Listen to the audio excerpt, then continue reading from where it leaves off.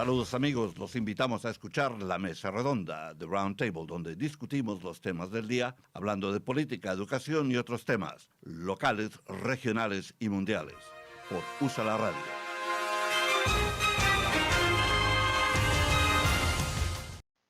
Saludos amigos oyentes de USA la Radio, les habla Fernando MENDEZ. Estamos aquí en el corazón de la ciudad del amor fraternal, manejando los controles Dani Ramos. Un saludo especial para todos ustedes. Es Viernes Santo, un día muy importante para los católicos por todo el mundo.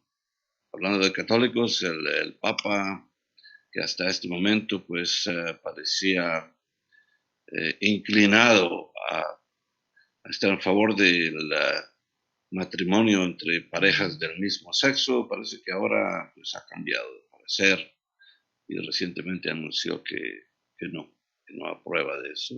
Entonces, pues eso preocupa a mucha gente que ya estaba pensando que la iglesia podría aprobar y que ahora resulta que el Papa, que parece bastante liberal en muchas de sus ideas, un Papa muy democrático, resulta que ahora parece que no acepta esa idea.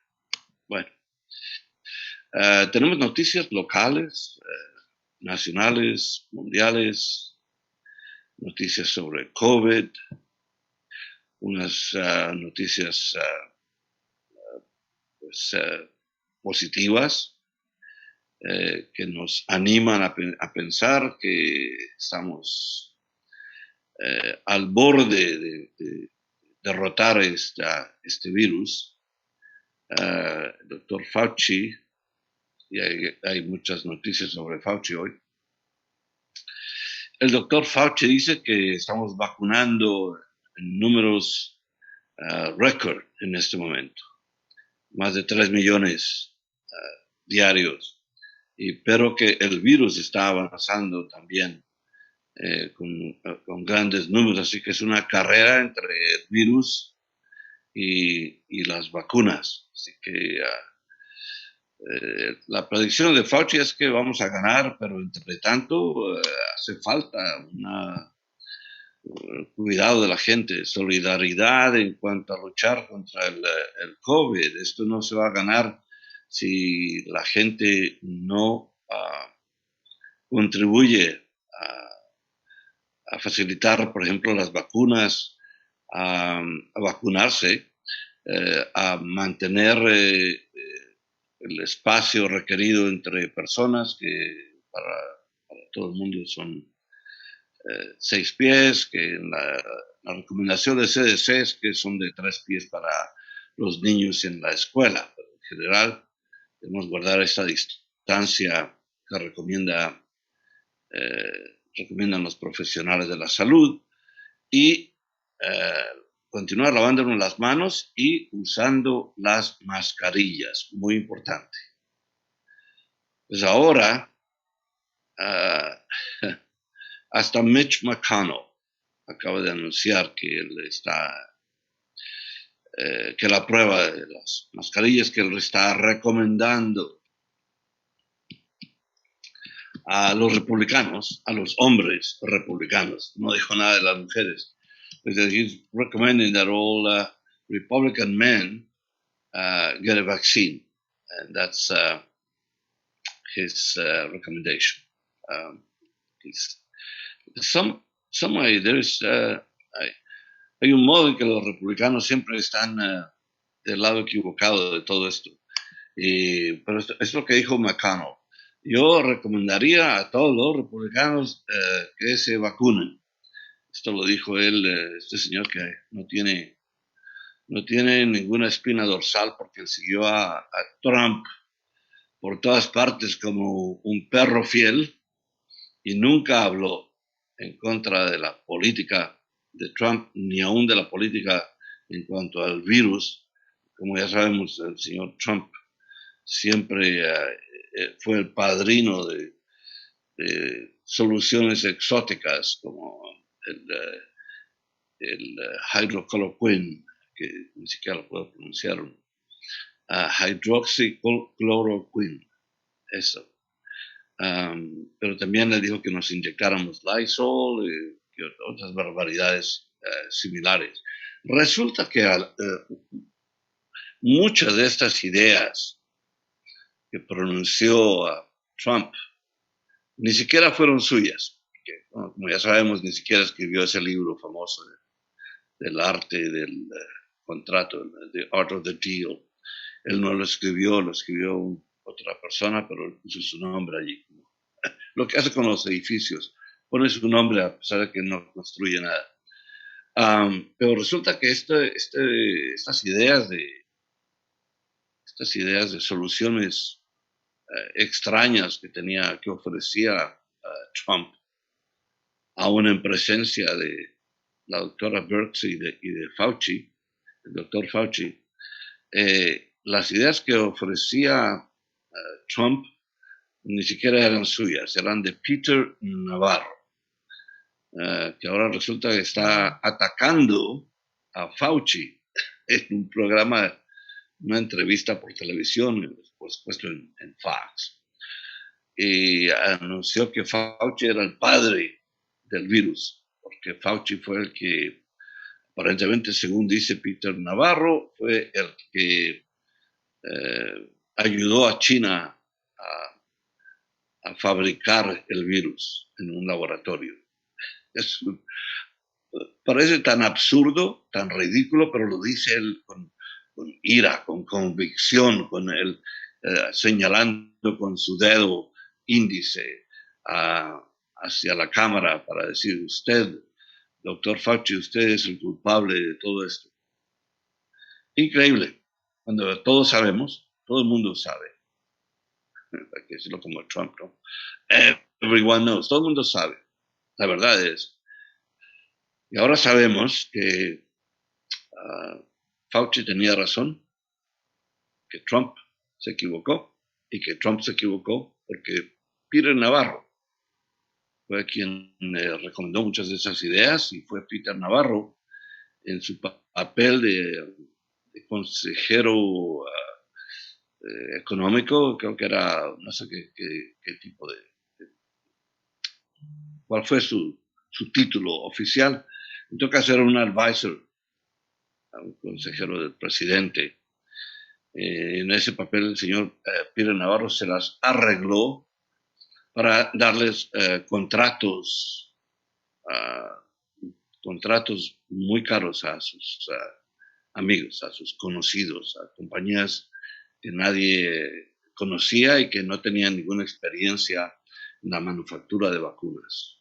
Pero eso fue lo que hizo el señor Peter Navarro, que ahora está acusando al doctor Fauci, que tiene una reputación impecable por ser honesto, por ser directo, por ser un profesional, un científico, un hombre que sabe de lo que está hablando. Pero está Peter Navarro ahí, un hombre que no sabe nada, de nada, a pesar de que se dice que es un economista con grandes ideas. Pensamos que, bueno, si él fue el economista que le puso a Trump todas estas ideas en su cabeza, pues ya sabemos que no vale la pena escucharlo a él. Pero en todo caso, Peter Navarro, que decía que Fauci él lo escuchaba con cuidado, ¿no? Sí. Escepticismo, decía. Bueno. En todo caso, ahora Mitch McConnell es el que está diciendo que los republicanos, los hombres solamente, I would encourage all Republican men to get vaccinated. This, yes, that's Mitch McConnell. Moscow Mitch, this spineless worm that followed Donald Trump like a lapdog, and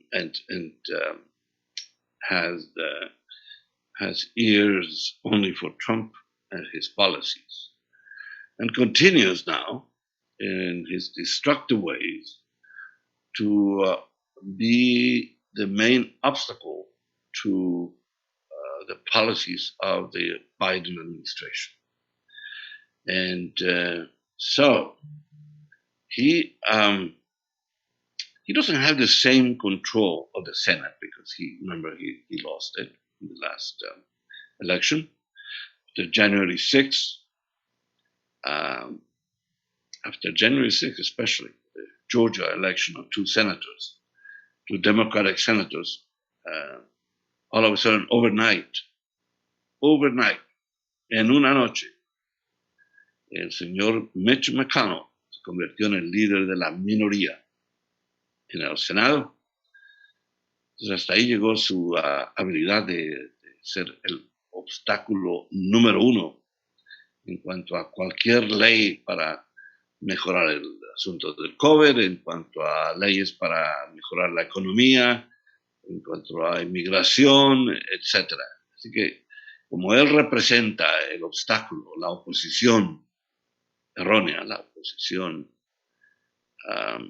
loca a cualquier propuesta demócrata, entonces ahí está el señor Mitch McConnell ahora finalmente hablando de un modo positivo en cuanto a las vacunas, a vacunarse contra el COVID. Eso no dijo nada, no dijo absolutamente nada durante la administración de Trump, cuando él debía haber dicho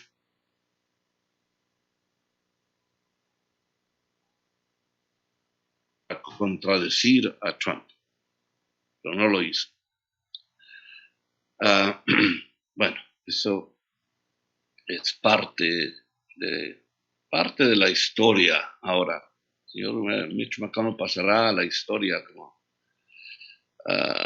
un hombre antidemocrático, un hombre sin convicciones válidas, porque también es otra cosa, ¿no? De la noche a la mañana cambia de parecer, etc. Pero bueno, estábamos hablando del COVID. Ahora Johnson & Johnson says COVID vaccine still on track despite problems. Y Pfizer dice que la vacuna, los efectos de la vacuna pueden durar hasta 6 meses protegiendo a la gente y contra las diferentes formas del virus, las variantes. Muy buena idea. Pfizer says COVID-19 vaccine protects people up to 6 months, even against the variants. So that's good information.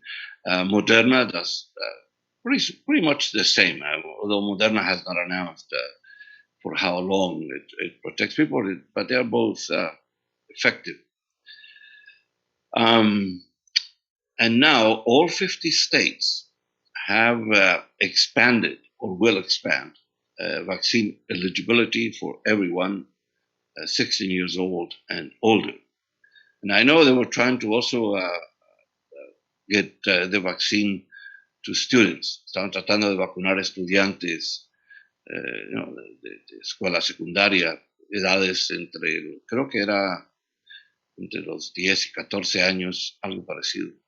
En todo caso, la idea es vacunar a los niños, vacunar a los más jóvenes, porque de tal modo se pueden abrir las escuelas, lo cual quiere decir que también los padres pueden empezar a trabajar. En este momento, si usted investiga el asunto de empleos, hay una lluvia de empleos. Todo el mundo está buscando trabajadores de todo tipo, desde las escuelas, que ya están empezando a pensar en qué mes van a abrir, hasta la industria de restaurantes, hoteles, la industria del turismo. Todo el mundo está ya con esperanzas de que, bueno, se ve la luz al final del túnel, como dicen, ¿no? Entonces, hay que pensar en empleados de todo tipo. Y está, por ejemplo, anuncios de FedEx, de Amazon, están buscando gente, porque, bueno, Amazon especialmente que creció de un modo increíble durante estos meses del virus, porque claro, pues estaba todo el mundo en casa, nadie iba a los centros comerciales. Entonces, bueno, todo el mundo pidiendo mercancía por correo, por medio de Amazon. Bueno, señores oyentes de USA la Media, vamos a tomar una breve pausa aquí. Les habla Fernando Méndez, Dani Ramos controlando la máquina digital. Regresamos en un momento.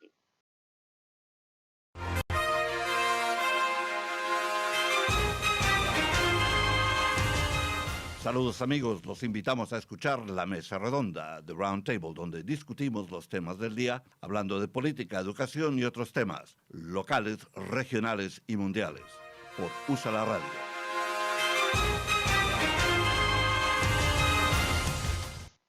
Bueno, señores oyentes de USA la Media, les habla Fernando Méndez aquí en La Mesa Redonda de Roundtable, desde el corazón de la ciudad del amor fraternal. Dani Ramos controlando la máquina digital. Bueno, continuando con esto del COVID, en los casos mundiales, más de 128 millones. ¿Cuántas muertes hay? Ya se acerca a los 3 millones de muertes, 2.9. Y todavía son 192 países y regiones en donde existe el contagio del COVID. Mejor dicho, por todo el mundo, ¿no? Realmente hay pocas partes del mundo en donde el COVID no ha progresado. Creo que vi una nota que New Zealand y en otra parte cerca de África, en una de esas islas, no sé si fue Mozambique, no recuerdo. En todo caso, en donde no existe el COVID y por supuesto, pues las fronteras son más difíciles de cruzar allí en estos países en donde no hay COVID. Pero hablando de problemas de COVID, los europeos tienen grandes problemas en este momento, en Italia, en Francia, en Alemania. En Francia, sobre todo, pues el presidente de Francia está bastante preocupado de que el gobierno va a perder control sobre el COVID porque no han podido manejar el asunto de las vacunas como debía ser en la mayor parte de los países europeos, de la Unión Europea. Tienen bastantes problemas ellos, así que vamos a ver cómo resuelven eso, porque es peligroso el asunto. Ahora yo me sorprendí al ver los números en Gran Bretaña. Solamente habían vacunado un 30% de la población. En todo caso, los franceses, los alemanes, los italianos, todos están preocupados en este momento por el avance tremendo de las variantes del COVID y la falta de vacunas. No han podido vacunar a todo el mundo como debía ser. Ha sido más efectivo en Estados Unidos, en donde la administración de Biden, luego de tomar las riendas como debía ser, de organizar el asunto de manufactura, distribución, ha hecho una gran labor y sobrepasó los 100 millones prometidos en 100 días. So,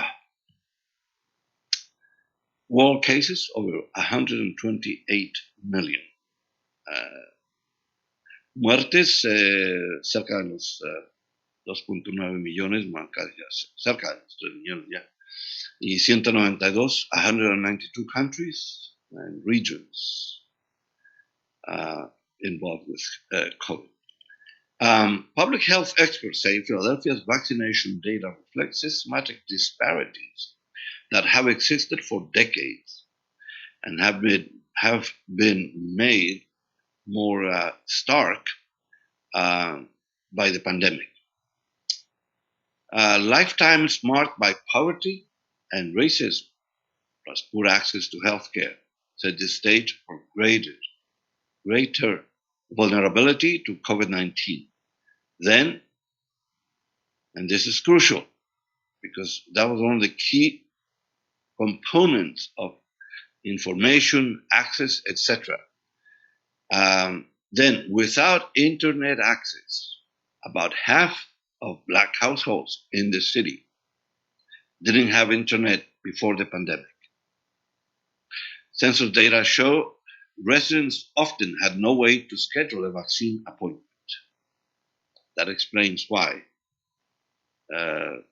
most of the vaccines went to white neighborhoods because they had access to the internet that Black and Hispanic people did not have.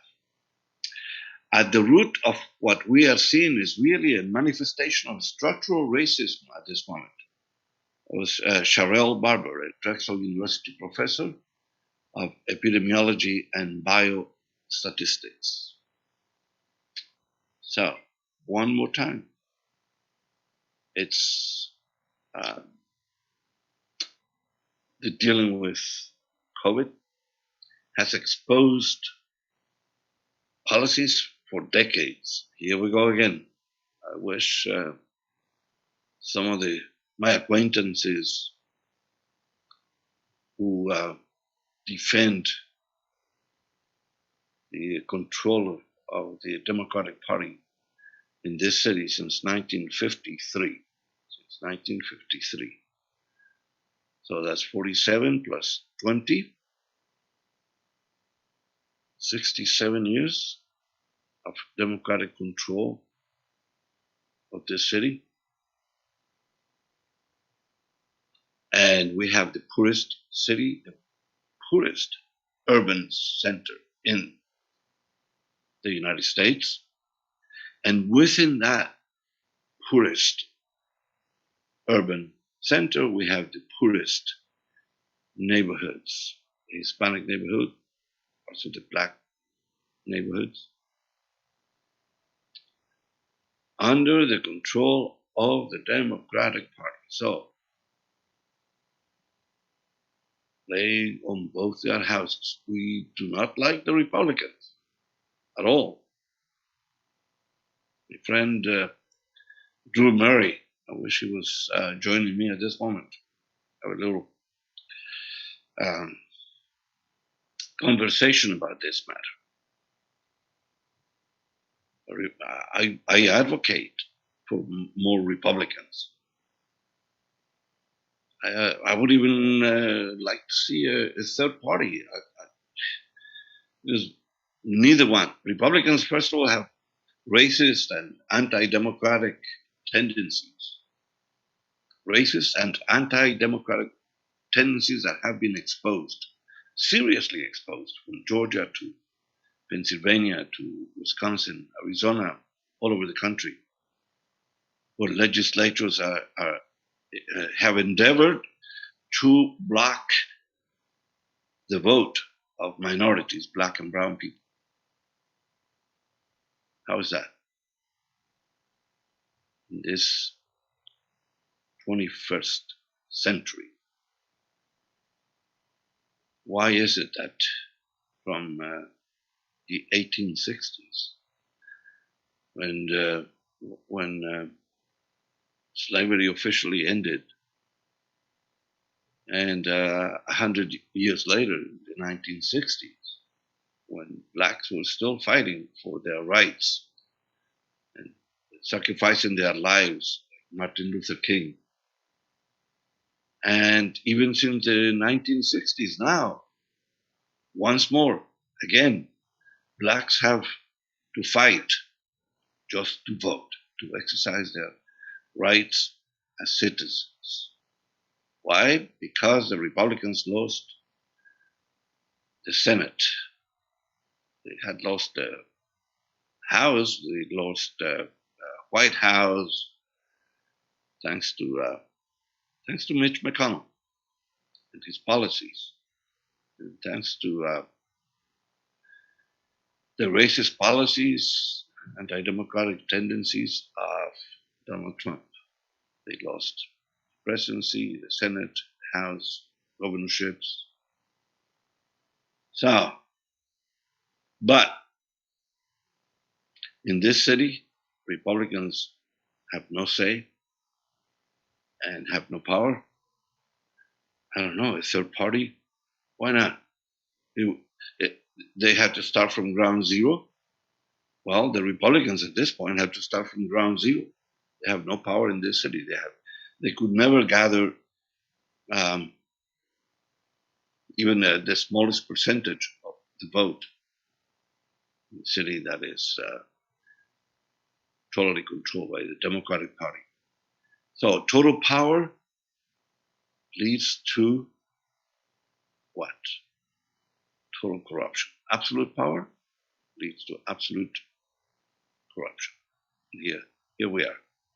And that's why nobody should be surprised that so many politicians and so many labor leaders,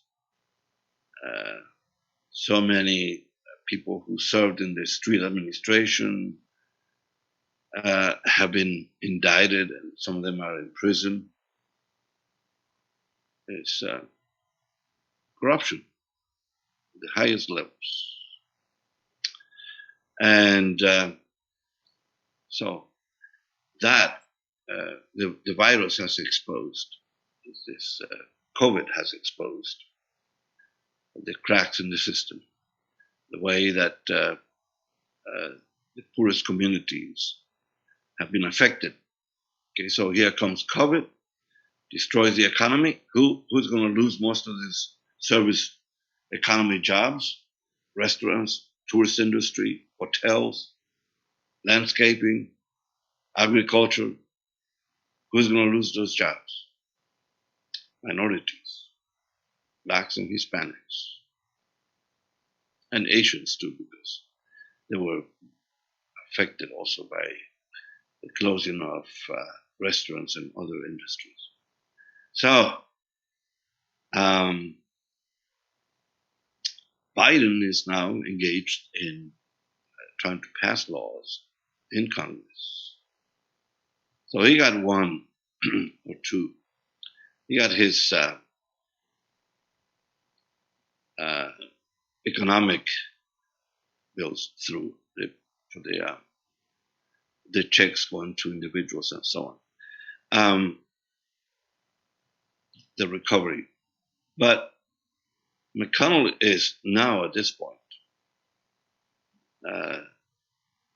determined to block any other actions by the Biden administration that would help our system, the infrastructure. I mean, it's not even enough money. I mean, that's not about trillions, but all of a sudden the GOP has found a conscience and a dedication to fighting against deficits. Since when? They were okay when deficits were caused by the Republican administration, but they are opposed to any reform of immigration. And there is one thing that they are determined to do, is change the way we vote. They don't like the fact that they lost the election. Mitch McConnell right now is depressed about having lost so much power. And because of that, his revenge, the politics of revenge on the part of Mitch McConnell to block anything that Biden wants to do about COVID, about immigration, about the economy, about the vote. Think about that. The major policies, things that need change, overhauling, are the ones that the Republicans will oppose completely. Mitch McConnell es el obstáculo principal en contra de las políticas de Biden que quieren, políticas que van a beneficiar al país en cuanto a la economía, en cuanto a la inmigración, en cuanto a la salud, la lucha contra el COVID. Todas estas propuestas del Partido Demócrata, de la administración de Biden, eso es lo que el señor McConnell todavía continúa en su oposición. Y a pesar de no tener el poder, porque no hay un gran margen en la Cámara de Representantes, la mayoría demócrata es pequeña, y porque están al mismo nivel, 50 y 50 en el Senado. Solamente Kamala Harris can break that. Ella puede ponerle fin al empate. Entonces estamos en esa situación ahora. Vamos a ver qué pasa. No hay modo de aprobar esta política sin acabar con una oposición. Bueno, vamos a tomar otra breve pausa aquí en USA la Media. Les habla Fernando Méndez, la mesa redonda. Dani Ramos controlando la máquina digital. Regresamos en un momento.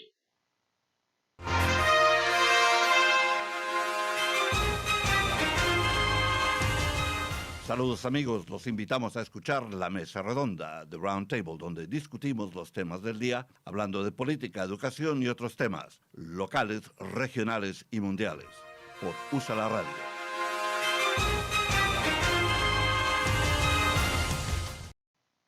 Señoras y señores de USA la Media, estamos aquí de nuevo con su programa La Mesa Redonda desde el corazón de la ciudad del amor fraternal. Les habla Fernando Méndez, Dani Ramos controlando la máquina digital. Y estábamos hablando de COVID, la lucha de los demócratas en contra de los republicanos que no quieren apoyar ni las reformas de inmigración ni la política económica y están tratando de bloquear todo. Así que es una lucha bastante fuerte y los demócratas pues no tienen una mayoría suficientemente fuerte en la Cámara Baja y en el Senado pues están divididos entre 50 y 50 y no hay modo de convencer a los republicanos de que apoyen la política de Biden. Entonces hay que ponerle fin a esto del filibuster que ya para que se pueda operar con más fuerza. The end of the GOP control of the Senate could come if this filibuster rule is done away with it, because that has enabled McConnell to still block what Biden wants to do. About everything. MSNBC showed a montage of the months during the Trump administration in which the pandemic progressed while they advocating Trump and his people, especially Trump, were advocating the sort of alchemy, not medicine, not what Fauci and Birx and other doctors were proposing. Trump said we should inject Lysol. We should do something with the light. That thing about the light is still a mystery as to what he was suggesting. And then hydroxychloroquine that he said that was a solution to everything. Now, chloroquine is used for to fight malaria, I think, and other illnesses. But I don't think it's the cure for the virus. In the meantime, while they were advocating all these erroneous policies, erroneous remedies to COVID, the virus grew. And so, yes, I would say this. Trump is uniquely responsible for the death of hundreds of thousands of Americans. Not that nobody would have died, but I would say more people died because he didn't do what he was supposed to do. And we know that from his own mouth. I just have to remind you of what he said to Bob Woodward. He didn't want to create panic, and he knew how serious the virus was. He knew it was going to kill people. Now we find out that a lot of his policies, a lot of what he believed came from people like Steve Miller about immigration and this Peter Navarro, an economist, who was an advisor to Trump. He was a trade advisor who is now giving interviews and writing editorials attacking Dr. Fauci. Peter Navarro, he was Trump's trade advisor, and he attacks Dr. Fauci in a vitriolic interview, saying Fauci is responsible for COVID, for the spread of COVID, and didn't support travel from China, to ban travel from China. He helped China to genetically engineer the virus, and he says Fauci is the father of COVID. That's ridiculous, right?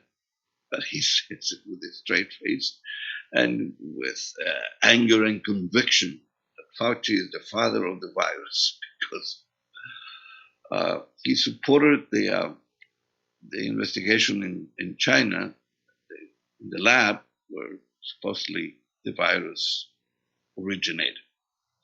Although WHO, the World Health Organization, is now saying that the virus did not originate in the lab, but through contact with animals,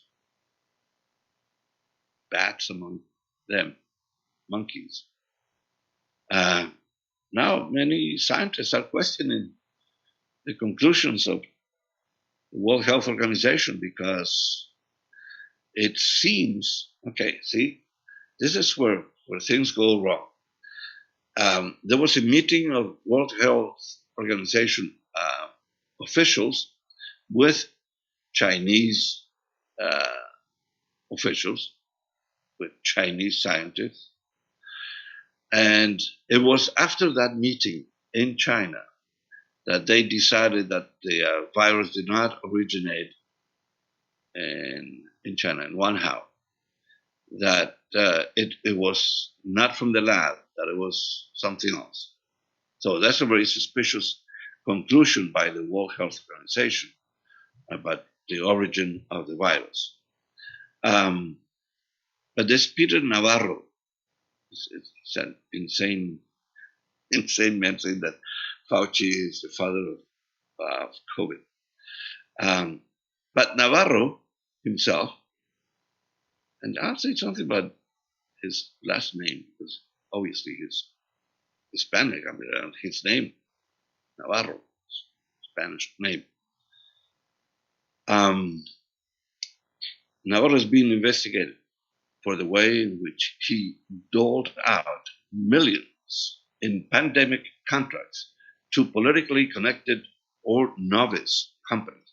He gave contracts to some companies that nobody even knew existed, that had no business dealing in the manufacture of the vaccine, but he gave them money. He had the ability to distribute money to these companies, and he did. And now that's being investigated. So Peter Navarro, another Trump administration official under investigation, like so many of the Republicans connected with that atrocious government, and they are being investigated. They should investigate Mitch McConnell and how he directed so much money to his state of Kentucky, and how his wife profited. And well, anyway, this follow the money. There's always a way to decide who is corrupt and who is not. You know, yes. If you investigate these people, you'll find out that there's something behind their decisions. If they are anti-democratic, they are against the vote, against reform of immigration, we'll find out that there is something behind it that has to do with money. McConnell says the infrastructure bill and stimulus spending, along with other economic measures, undermine the most productive sectors of our economy. So, obviously, he's talking about the new administration's proposal for money for infrastructure, and he says that money is coming from companies, because Biden wants to tax some of these large international companies that, and he's opposed to that, of course. Now, there's another aspect to this. The GOP is dumping millions of dollars into the economy, says that dumping the millions of dollars into the economy, that is inflationary. So how it can be inflationary if it's helping everybody, if it contributes to restart the economy? And the Fed, at most times, the Fed can control the rate of inflation. We know how they managed during decades now to control inflation. But all of a sudden, the GOP is finding that no, we should not spend so much money to restart the economy. But there's another aspect to this, and this is totally anti-democratic. The GOP is opposed to the vote. All of a sudden, they don't want people to vote. And there was a reaction from Delta and another company against the laws that were approved in Georgia, which closed Sunday voting, that stopped mail-in voting, that removed boxes from certain areas, all destined to stop the vote of Black and brown people, especially Black people in Georgia. And that is not speculation, that is a fact, that these laws are destined to stop the vote of Black people, because in Georgia in particular, as we have mentioned before, the Republicans lost 2 Senate seats, and that is what changed the makeup of the Senate, that made Mitch McConnell the leader of the minority, and Schumer the leader in the Senate. So obviously they are not happy about that. So I don't know. The Republicans are in a bit of trouble. As we know, many GOP politicians are announcing their retirement. At least, I don't know, like half a dozen or 7 of them. Republicans are leaving the party because the GOP became the party of Trump. But it's not a mystery how all this came to happen. We know McConnell, Paul Ryan, Lindsey Graham. We'll say a little bit about Lindsey Graham. Kevin McCarthy, John Kennedy, Jim Jordan, all of these people supported Trump and his racist and anti-democratic policies. And now they have no idea how to get rid of his influence. They cannot even get rid of this new guy on the scene, Matt Gaetz, who is toxic because of the investigation into his involvement in a website that consisted in paying underage women for sex. One of the women was 17 years old. No, he's being investigated, and I don't even want to comment on that because it's under investigation. We don't have a clear picture of that because obviously, I mean, he's denying all that. This Gates character is denying any involvement in that, and he was in an embarrassing interview, to say the least, with another embarrassing person on Fox, Tucker Carlson, and somehow after the interview, Tucker said that was the strangest interview he had ever done, because the congressman tried to involve him in that. He mentioned some dinner at which Tucker Carlson had been with a young woman. And so Tucker was forced to say at the end of the interview, he said, I don't remember anything about any dinner or any woman. I don't know nothing about that. So very embarrassing for him. But as I mentioned above, Lindsey Graham, he deserves a page of his own. This man who supported Trump all the way. At one point, he attacked Trump, and he said he was bad news. But then he supported Trump. And then at one point, towards the end of the Trump administration, even later, he said that he was grateful that Trump accepted him in his world. And he said Trump was a good man. So that's Lindsey Graham. So on the other side of a brief pause, I'll talk more about Mr. Senator Graham. Señores oyentes de USA la Media, vamos a tomar una breve pausa aquí en la mesa redonda. Les habla Fernando Méndez. Dani Ramos controlando la máquina digital. Regresamos en un momento.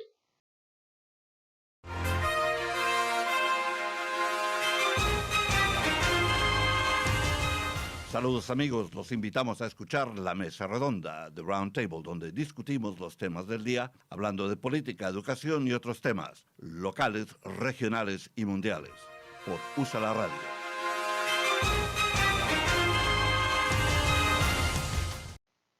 Señores oyentes de USA Media, estamos aquí de nuevo con su programa La Mesa Redonda, The Roundtable.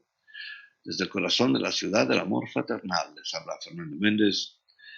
Dani Ramos controlando la máquina digital. Bueno, el senador Lindsey Graham, eso quería yo hablar de él, porque hay un video de él con un rifle R-15 y estuvo allí practicando cómo disparar en un sitio de entrenamiento y hablando en contra de una ley que pondría fin al uso a la disponibilidad de estas armas de asalto. Entonces, él dice que es necesario que todo el mundo tenga un rifle de estos, un rifle R-15. Él dijo, recuerden cuando los huracanes Hugo y Katrina destruyeron varias ciudades como en New Orleans, que mucha gente quedó aislada por días sin la protección de la policía. Entonces, lo que él sugiere es que todo el mundo debía estar armado. Okay? Senator Lindsey Graham, as I said, the GOP is engaged in irrational policies and defending things that make no sense and opposing things that make sense, like immigration reform, the stimulus, the voting. So Senator Lindsey Graham, he shared a video of himself explaining why he owns an R-15 rifle. And he visited a shooting range and he spoke against any law to ban assault weapons. He said something like, why every home needs an R-15? Remember, during Hugo and Katrina hurricanes, people were isolated for days without any police protection. That's the rationale for everybody having a weapon like an assault weapon, an R-15. So that's what he's advocating. As I said, the GOP makes no sense sometimes. There's one more time in which they make no sense, as in the voting. And fortunately, I mean, there are people like Raphael Warnock, you know, the Senate, the new rival from Georgia, who his first speech was to speak against the GOP's assault on voting rights. So in January, he helped to bring the chamber under Democratic control. And his first speech was against Republican efforts to restrict voting rights. So kudos to Raphael Warnock. I hope he stays in the fight.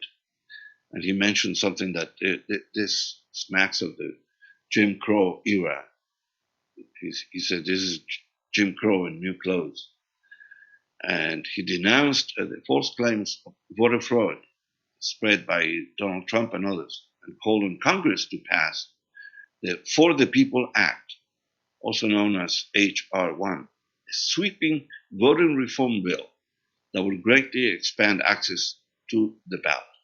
As we know, that's not what the Republicans want to do. They are determined to stop people from voting, no matter what. Even though they were never able to prove, after lengthy investigations, there was a case in I think it was Wisconsin, and even in Georgia, where the governor investigated fraud, never able to find any more than some wrong addresses, like a dozen addresses, and some irregularities in Wisconsin and Pennsylvania that would not have changed the outcome. But they continued to sell this business of corruption in the voting. And as we know, they accused the company that manufactured the voting machines of complicity in this voting fraud. It's unbelievable. At every step, we see the Republicans on the wrong side of almost every issue. But back to something that is worrying everybody at this point, how we deal with the surge of COVID throughout the country. And many of us have seen a growing number of people feeling maybe too confident about the fact that we are vaccinated, maybe too confident about the fact that the virus had lost terrain, and all of a sudden there is a surge, an uptick in the number of cases. And now the head of the CDC was in tears practically, saying, we have to deal with this because as a doctor, she has seen too many people dying in hospitals. And she went to the hospital where she worked, and there were freezers outside the hospital that obviously were targeted to carry more bodies. And so even though Pfizer and other vaccines are very effective in the fight against COVID, we cannot completely relax because, as we can see, the numbers continue to go up. And Fauci, Dr. Fauci, among others, is ringing the alarm. It's like, no, we cannot relax. We should, even though he has expressed also sort of a positive view of this. He says we can see the end of this battle. He's the one who mentioned the fact that the country at this point is vaccinating people in record numbers, 3 million in one day. But he also mentioned the fact that COVID is growing at a tremendous pace. So it's a race between the vaccines and COVID. And he seems certain that we will win that war, that COVID will be defeated. But the concern by Fauci and other people, other scientists, is that in the meantime, many more people will die. I mean, we already past the 500,000, and we could reach, another landmark, maybe 600,000, maybe 700,000, if we continue to not respond properly to the recommendations from the CDC and from every doctor that has addressed this problem, that we should be still doing the same thing that we did for months, that brought the virus, the number of cases down. Okay, we know the vaccines will help, but we should continue to use the masks, continue to wash our hands, continue to remain distant from other people. It's crucial to do the most basic things. And it's nothing, they are not measures that demand a great deal of sacrifice from us, just care and being responsible for ourselves and for other people.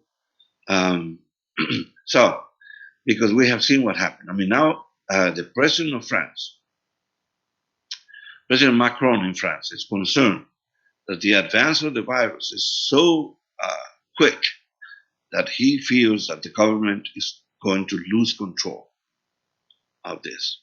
Imagine that the COVID will defeat the efforts of the government to control it.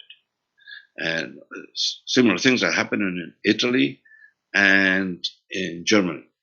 But the French case is particularly distressing to the president because they have not vaccinated enough people, and COVID is winning the battle there.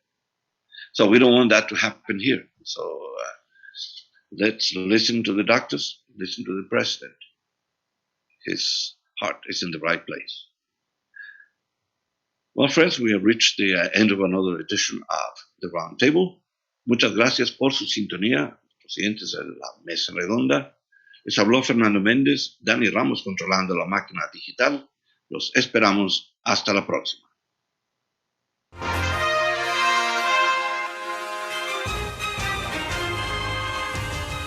Saludos amigos, los invitamos a escuchar La Mesa Redonda, The Roundtable, donde discutimos los temas del día, hablando de política, educación y otros temas, locales, regionales y mundiales, por USA la Radio.